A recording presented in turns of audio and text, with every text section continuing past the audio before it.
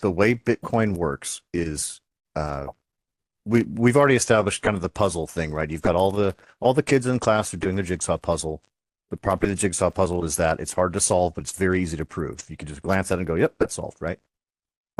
So they're all competing together to do this. In the Bitcoin model, when you submit a transaction to the chain, you're putting it into the mempool. So that's shared across all nodes because nobody knows who's going to be the next leader.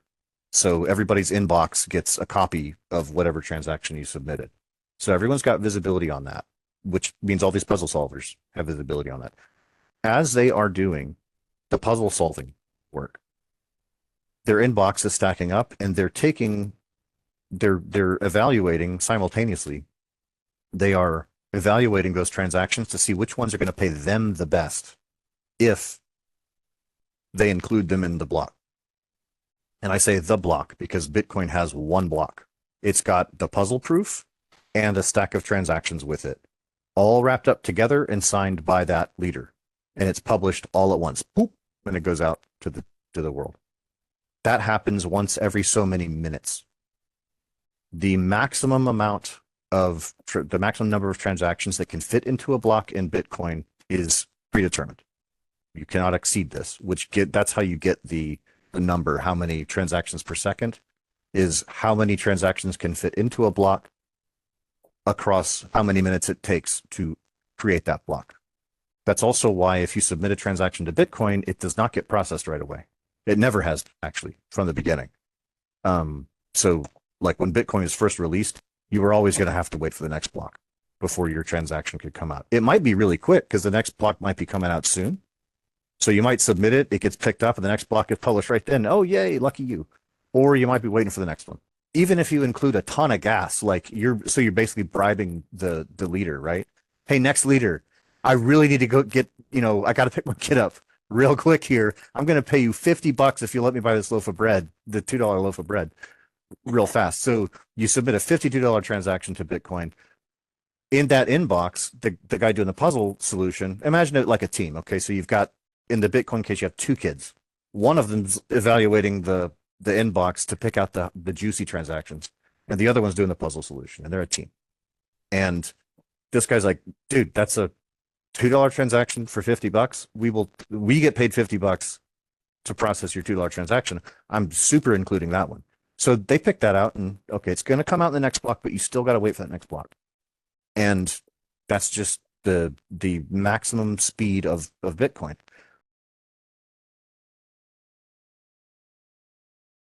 Now, they did it that way because they were just trying to prove the point that this can work at all. And when you're writing a system for the first time, it's very common to kind of conflate two things that are not necessarily related, and you miss the efficiencies that you could get by separating them. It's very common. So as a design principle in software, actually in engineering all over, we say the design principle is called separation of concerns. And that's exactly this. So they conflated two concerns, which is the work of updating the ledger with the work of proving who's a leader.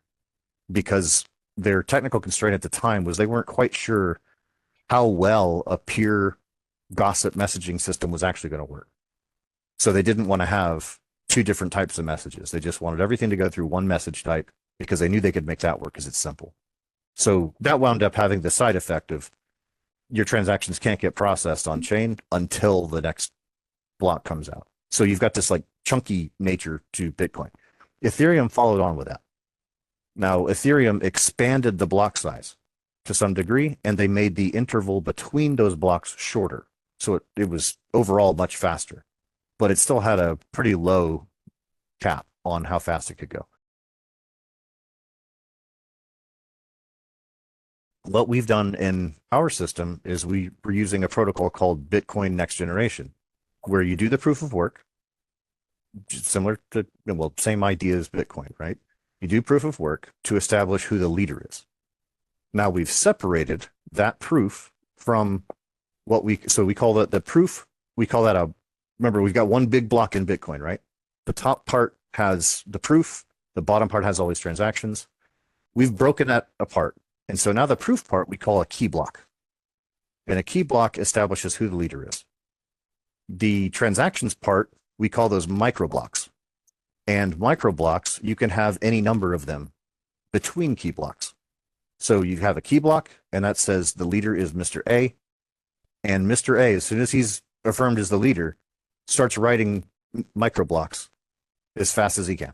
It's not actually as fast as he can, it's every 3 seconds he can publish a micro block. So everything in his inbox up to that moment, he can write into a micro block, and then at 3 seconds, he has to blast that out.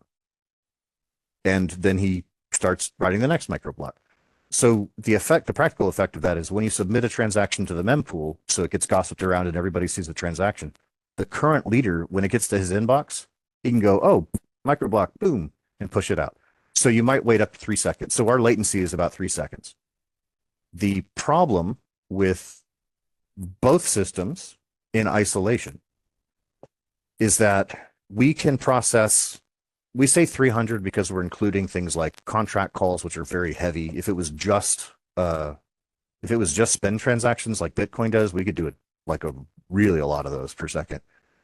Because spend transactions are very simple. It's like, oh, this from A to B update done. It's real quick.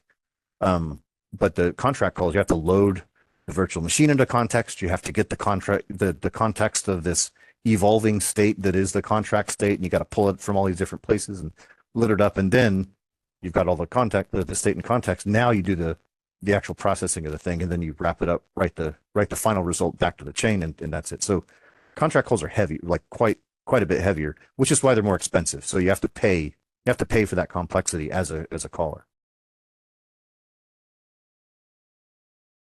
There is a scaling solution within GROOT, and it's called building state channels. Within GROOT itself, we can create state channels. State channels, if you think of them in a simplistic way, are a bit like when I was in DC, you could buy a card and you would swipe the card. You'd pay for the card once, you put cash onto it, and you swipe the card as you go through the machine. You can do the same thing in London, in Switzerland, where we're super advanced.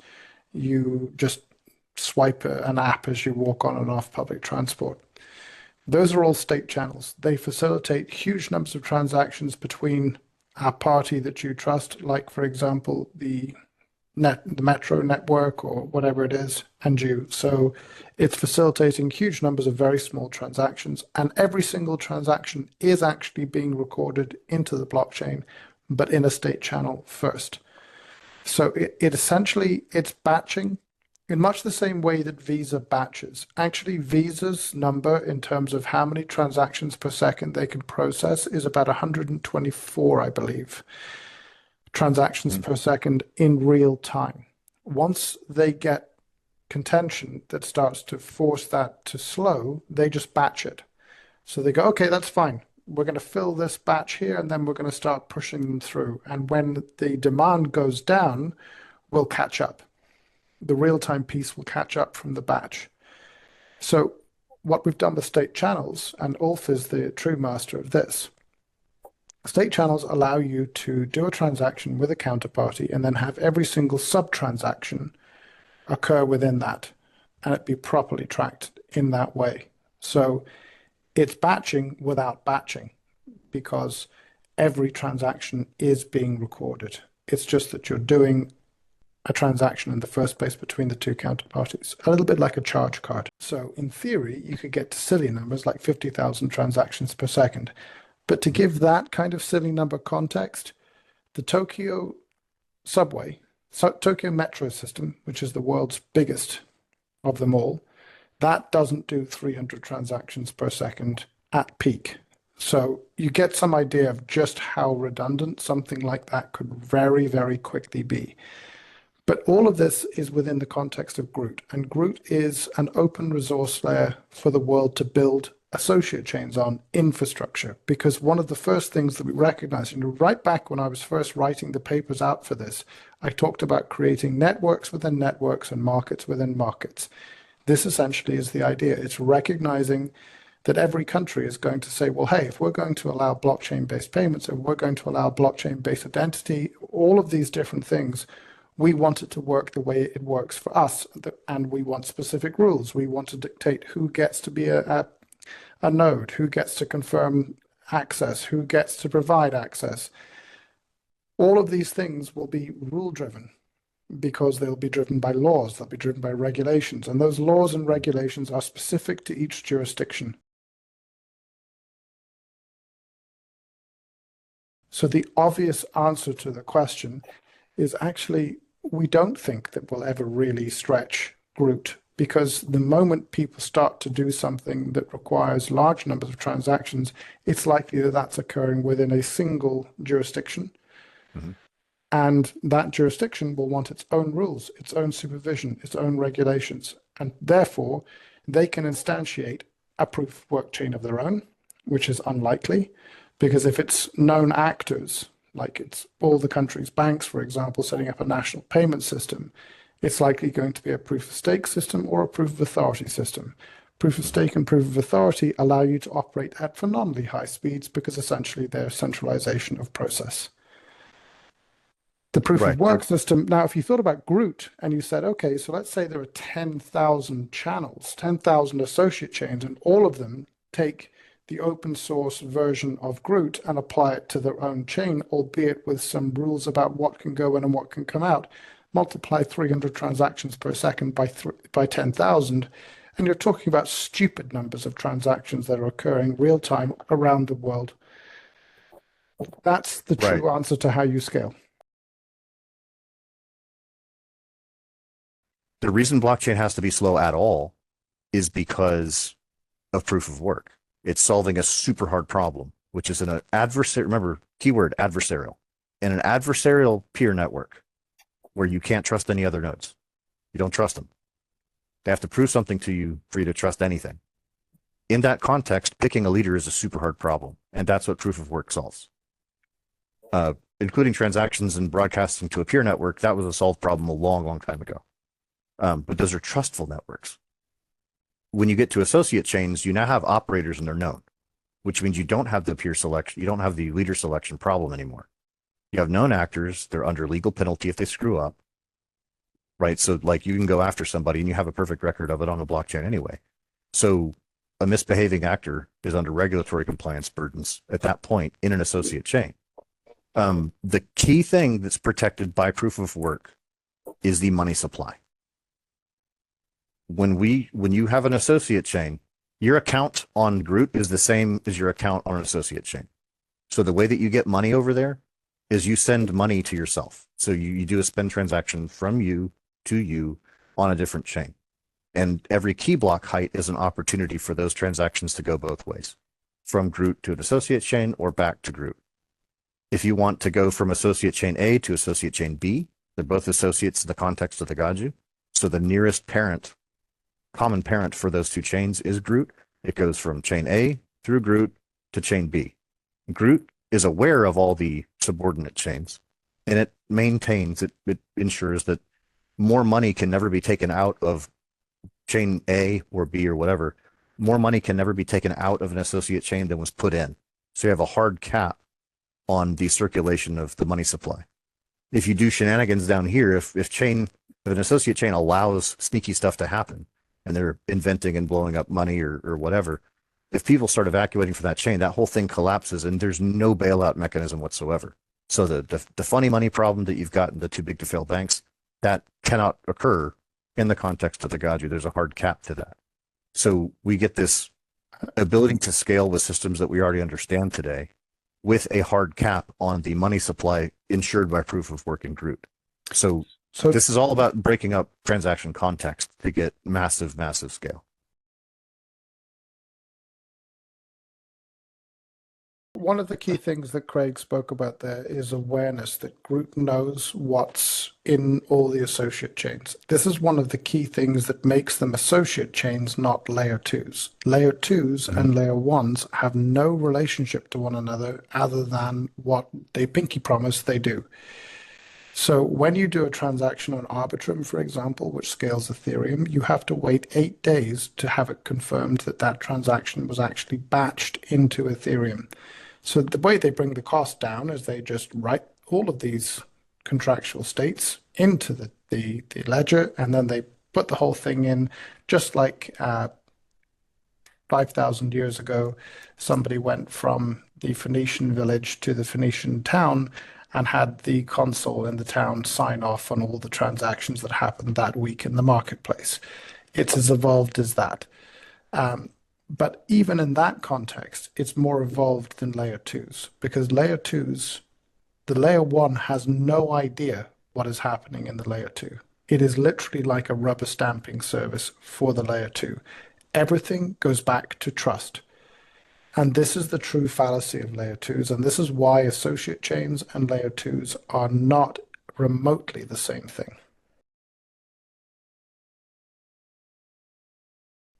GROOT, the mint, creates so many Gajus in each day that are mineable. It has a life cycle over 87.5 years, 87 years remaining to get all of those Gajus minted. Once they're all minted, allowing for recoveries and burns and everything else, that's it. There are no more Gajus that are ever going to be created. It is done and dusted. So you now have a finite monetary supply, and that means that everything has a real base to be computed from. If you know, the joke I used to make to people is, how fast are you moving right now? And most people will say, well, I'm not. I'm sitting in front of you looking at you. What sort of a stupid question is that? And I say, well, actually, you're doing 28,000 kilometers an hour around the sun. You're actually moving in all sorts of directions in space, but because you lack the perspective to see it, you don't perceive it. And that's true of the monetary system as well. If the monetary system is fluid and in motion all the time, how do you know what you have or don't have? How do you know what you have is worth anything? What's a dollar? Whereas if you have a constant, now everything else can be figured out from the constant. It's like trigonometry. It's like map reading. You want to know where you're going, you have to start with where you are. All chains carry the Gaju as a currency. And all currencies have to have a monetary authority. So that's a root node somewhere. Ooh. Now, from that, you can have associates that extend and take down funds from there and can do whatever they want inside of their own context, right? So you have these little additional chains. They can have children as well. So this is a child chain. They can have children as well. And so you get a root-looking structure from that. This is all in the context of the Gaju as a currency. And the top or the root node of that tree is GROOT. Mm-hmm. So if I want to go from this chain to this chain with some funds, all chains recognize my account is valid on all chains. I can freely transfer my money because I signed it. So there's no funny thing can happen between chain A and chain B because I signed the transactions to go from, chain A2 to chain A1 and chain A1 back to GROOT and from GROOT back to B1 and to B2, right? So I can do this long chain transaction. So for example, if I live in Japan, I'm going to go on vacation in El Salvador. Well, maybe El Salvador's got its own jurisdictional issues, and maybe Japan's got its own jurisdictional issues. So now this is assuming mass adoption of the Gaju, everything, like a lot of stuff's happening in Gajus already. We've got tons of transactions happening all over the world. I live in Japan, so I'm going to be in whatever the Japan chain is. I want to go send my money to myself in the context of the El Salvadoran chain so that I can do business with vendors that are operating on that chain. But we're all using the Gaju. So I send money to myself from my Japan chain to the Guatemala chain. The wallet facilitates those hops for you so that you don't have to know the whole thing. That will take a couple minutes because you have to wait for key blocks to occur here.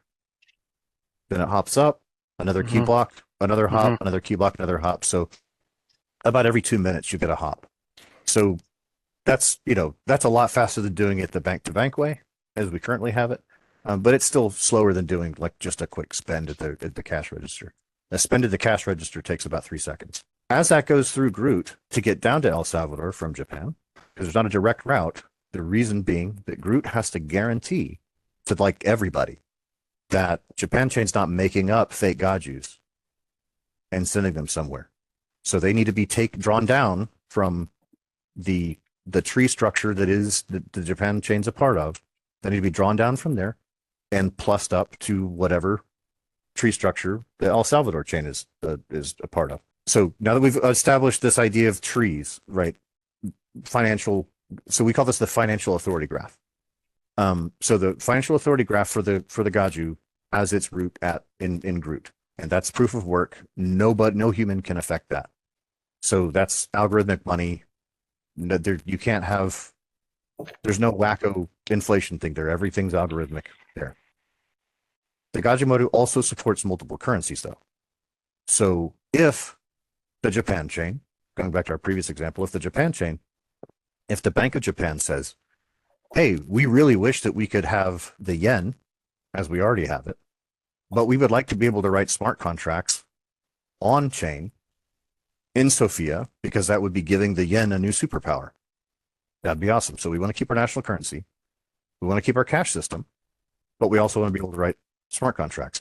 The Bank of Japan, again, this gets into legal territory. So you have to have something other than just proof of work. You have to have this ability to work in and out of regulated spaces, right? So if the Bank of Japan says we're going to establish an associate chain in the Gajumaru, and that associate chain is going to be an associate of GROOT in the context of the Gaju, but it will now be the root of the digital yen. And they make that up. And that is they have monetary authority over creation and destruction at will, as they have already, right? So it's not like a new change. They would have the same financial authority they already have over the yen, just in the digital context. What that would allow them to do is you could have your ATM or your bank service take your yen from the existing digitized money system, put it on chain. So they destroy it in the bank and they put it on chain for you. So it meant some there. Or draw that back down. You could keep the cash systems that you have. And as a vendor, you could write smart contracts and have smart contract governed transactions on chain, which now eliminates all the credit card overhead, all the compliance overhead, the CPI overhead, all that compliance nonsense that goes with taking the problem we're having right now with taking fiat payments, for example. All that goes away. You could actually still take fiat. You could have it governed by chain on chain. You could take advantage of all the things you've got with fiat and all the things that you like cash systems, which we already discussed before is that's the ultimate scaling system is cash. You can have all that you've already got, that banks are already expert in dealing with. Like we've already got all this expertise over here. Throwing it away is a little bit silly just to try to stick it to the man, right? You can have all that and you can have it work in the blockchain context by having Japan chain have two currencies instead of just one. Stablecoins are basically, we're very against them in so many ways, but what they are is a wrapped set of money. So it's a pinky promise from Circle, for example, that we have all these assets that underpin our ability to say that a Ethereum wrapped smart contract dollar is the same as a dollar. They are essentially smart contracts running on an Ethereum-based system. So you could do that in GROOT, that you create a smart contract form of money. Now that is what a stablecoin is as it stands. It's a representation of a token on chain that the issuer says we pinky promise or we nod and wink is actually worth $1 because we've got those assets in the background. So on GROOT, you could do that. However, that is a dumb thing to do when you can have an associate chain in which the Federal Reserve becomes the issuer of money, just like it is today. And all of the Federal Reserve Bank pieces around the different states of America can be the nodes on that system. And they can all say, yes, well, we will have a proof of stake system. We're all known actors. We're all known to one another, and we're going to mint money as we please. Now, the interesting thing is they're now going to have a constraint because we have a constant. The constant is Gajus. So if the US government decides that it would like to keep printing money like it's competition or Olympic sport, in which they intend to get the gold time and time again, the problem they're going to have is it's going to be very obvious that the dollar is worth less and less and less money immediately, because money now is Gaju. Nothing else is money. Everything else is currency. And this is a very important distinction to make. what you end up with is that the Gaju becomes the reference currency to everything else. This isn't obviously immediate, but within 10 years, this is going to be a reality. Within 5 years, I'm going to predict that countries will no longer have whatever ridiculous currency they have that no one believes in anyway, and everyone trades in counterfeit dollars or faked dollars. They're going to be trading in Gajus.